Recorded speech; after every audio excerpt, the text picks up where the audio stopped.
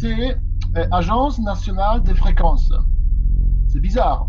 Alors, je me suis aperçu que Eutelsat, et voilà, et ici, vous voyez une structure que je n'ai pas pu approcher, mais je vous promets que je vais y aller là-bas. On ne sait pas à quoi ça sert, mais c'est bizarre que chaque fois qu'il y a une énigme, on retrouve sur du pognon, voilà, chaque fois que c'est occulte, on trouve ça. Bon, je vous laisse imaginer et trouver des réponses. Dans le petit monde des platistes, rien n'est jamais certain, sauf la capacité des platistes à voir le complot des globulistes francs-maçons partout. Fort de ce principe maintes fois vérifié, on peut être assuré que si, par un hasard improbable, Waldeck découvrait un jour la notion de gradient d'une fonction différentielle aux dérivées partielles, la signification profonde des équations de Maxwell serait enfin révélée au grand jour.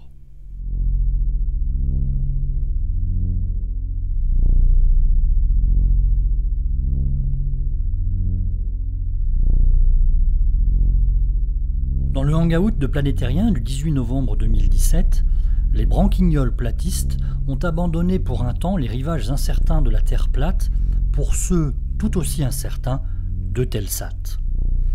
Waldeck s'est transformé en intrépide explorateur au but avec un vigile de 6 mètres de haut et sa comparse Marie en chercheuse de vérité dans les bilans comptables d'Eutelsat.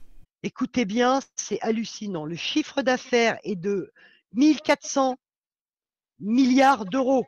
Budget de la France, 1226 milliards d'euros. Vous réfléchirez bien à ces chiffres. 1476 milliards d'euros.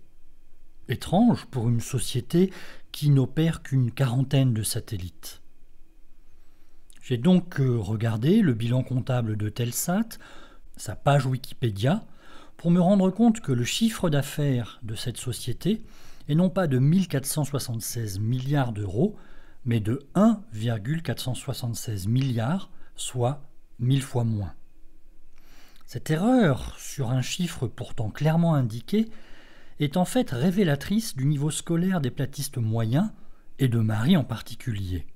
La virgule est en effet le symbole utilisé en France et dans presque toute l'Europe pour séparer la partie entière d'un nombre de ses décimales. Et cela s'apprend en classe de CM1. Ce qui tendrait à prouver que les platistes ont décroché de leurs études de sciences avant le CM1. Mais il y a plus grave, car la dénommée Marie s'est rendue coupable d'un délit dont elle s'est vantée. Moi, j'ai appelé au siège social dans le 15e à Paris. Donc je suis tombée sur une standardiste très gentille et j'ai prétexté un faux prétexte, bien sûr, disant que voilà, j'appelais pour un collège qui avait comme projet pédagogique les télécommunications et je voulais savoir s'il y avait une possibilité d'organiser une visite du site de Rambouillet pour des collégiens. S'est-elle présentée comme enseignante, comme documentaliste, comme agent administratif? En droit, cela se nomme usurpation de fonction, c'est un délit et c'est passible de 3 années d'emprisonnement.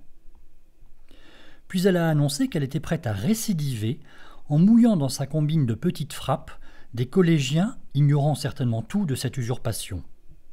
Donc j'ai parlé avec cette dame, voilà, j'ai exposé le truc, j'ai même laissé mon numéro de téléphone parce que je trouverais des collégiens, si réellement c'est possible, j'en trouverais des collégiens. On savait les platistes incultes, violents, auteurs de menaces de mort, truquant leurs observations, falsifiant leurs vidéos, préconisant l'usage de drogue, antisémites en ce qui concerne Ewan Enki. Voici donc maintenant une platiste délinquante et prête à récidiver, sans que cela ne suscite la moindre réprobation des auditeurs du hangout, Renaud, Atreyu, Ewan Enki et Waldeck. Les dessous de la Terre plate sont décidément peu ragoûtants.